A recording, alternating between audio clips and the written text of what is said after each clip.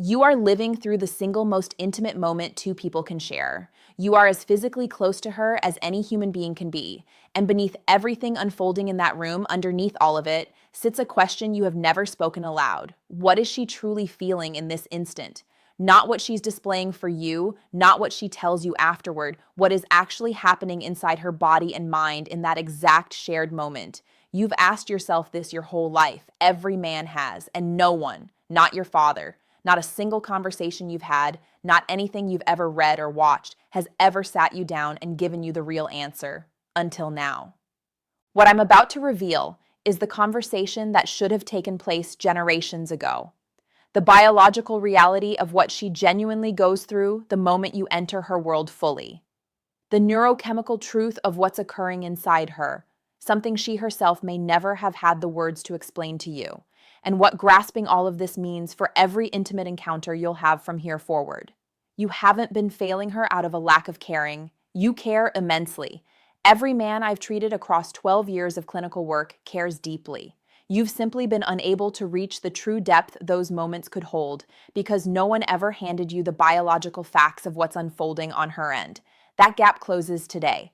I'm Dr. Narita, a board-certified urologist with 12 years of clinical experience in men's health, sexual function, and the underlying biology behind everything we're about to explore.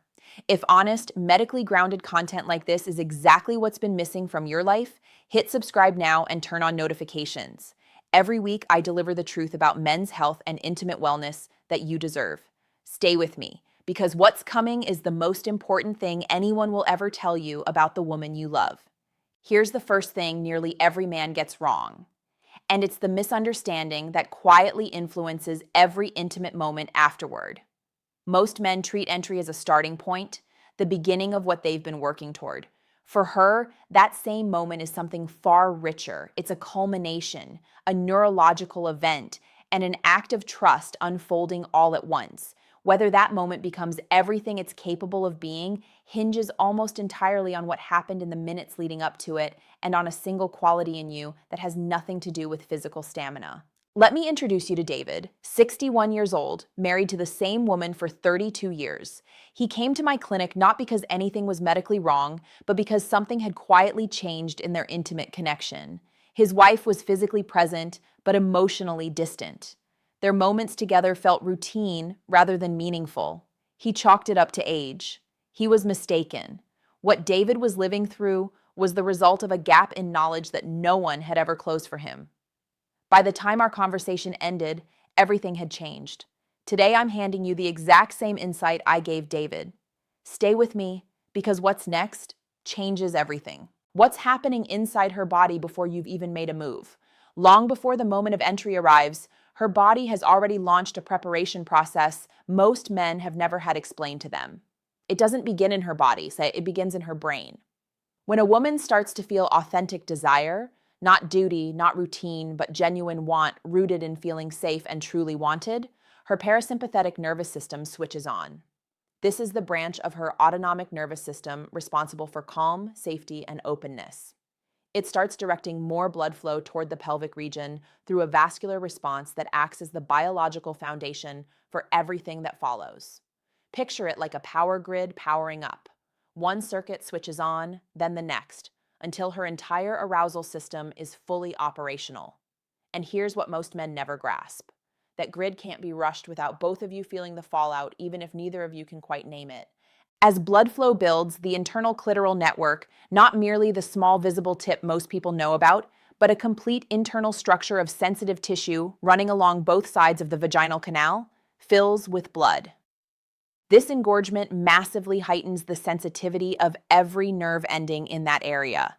Her body isn't simply warming up, it's transforming into an entirely different sensory landscape than it was just a minute earlier. At the same time, the vaginal walls start generating natural moisture through a process known as transudation, fluid pushed through the vaginal walls by rising blood pressure in the surrounding tissue. This isn't a conscious choice on her part. It's her body creating the biological groundwork for connection, responding to the neurological cue that something significant is taking place between you two. And here's the part almost no man has ever heard. A process called vaginal tenting takes place. The upper section of the vaginal canal stretches and widens. The cervix rises as the uterus lifts slightly within the pelvis. Her body is literally clearing internal room for you, carving out space in a way her physiology does for no one else. That process isn't purely mechanical. It's trust translated into biology. The pelvic floor muscles gradually loosen as arousal builds. But this release isn't automatic.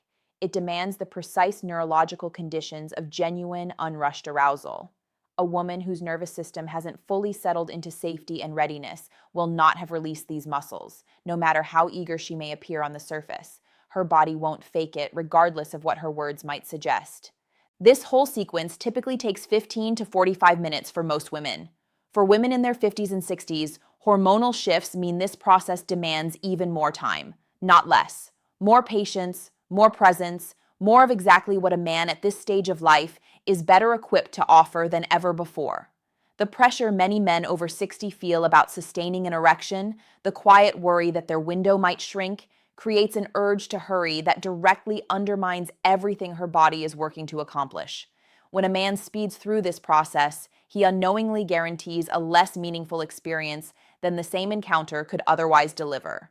Biology refuses to bargain with urgency. It rewards presence every single time.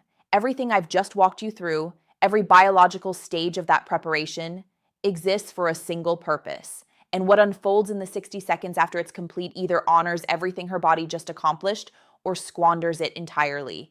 Now, here's what she's genuinely experiencing the moment you enter. When entry happens in a body that has completed this full preparation sequence, the experience for her is layered, neurologically and psychologically, in ways most men have never imagined. The initial moment of entry triggers the dense cluster of nerve endings at the vaginal opening, along with the engorged internal tissue, simultaneously. Every nerve pathway capable of generating peak sensation is now fully activated and alive in a way that's only achievable once the complete arousal process has run its full course. Entering a body that's been fully prepared and entering one that's been rushed are not the same experience. They aren't even close. And she has sensed that difference every single time, even when she never said a word about it. What she feels isn't simply physical contact. It's what many women describe as grounding, a settling, something that centers her rather than merely stimulating her. A deep, distributed sensory experience that engages her entire internal world at once. Countless women have felt this throughout their intimate lives without ever having the clinical vocabulary to describe what it actually was. Now you do. Then the neurochemistry kicks in. And this is the part I need every man watching to truly absorb, because this one biological fact explains something you felt your entire intimate life without ever having a name for it. At the moment of entry, during a wanted, safe, emotionally connected encounter, her brain releases oxytocin. You may know it as the bonding hormone. What that label fails to capture is what oxytocin actually generates the instant it's released. This isn't a figure of speech. This is a documented, measurable biological occurrence, a surge of a specific neurochemical producing a specific emotional state, the feeling of being fully understood by another person, of the distance between two separate human beings dissolving in a way that feels both physical and emotionally whole. The difference you felt between intimacy that truly moved you and intimacy that didn't wasn't in your head. It was chemistry. It was exactly this. Drop a comment right now and let me know. Has anyone ever explained this to you before? Because across 12 years of clinical practice, most men tell me no one ever has. And that gap has cost more relationships, more real depth than almost anything else I encounter professionally. The oxytocin surge intensifies with emotional safety, with authentic connection, with genuinely feeling wanted rather than simply needed.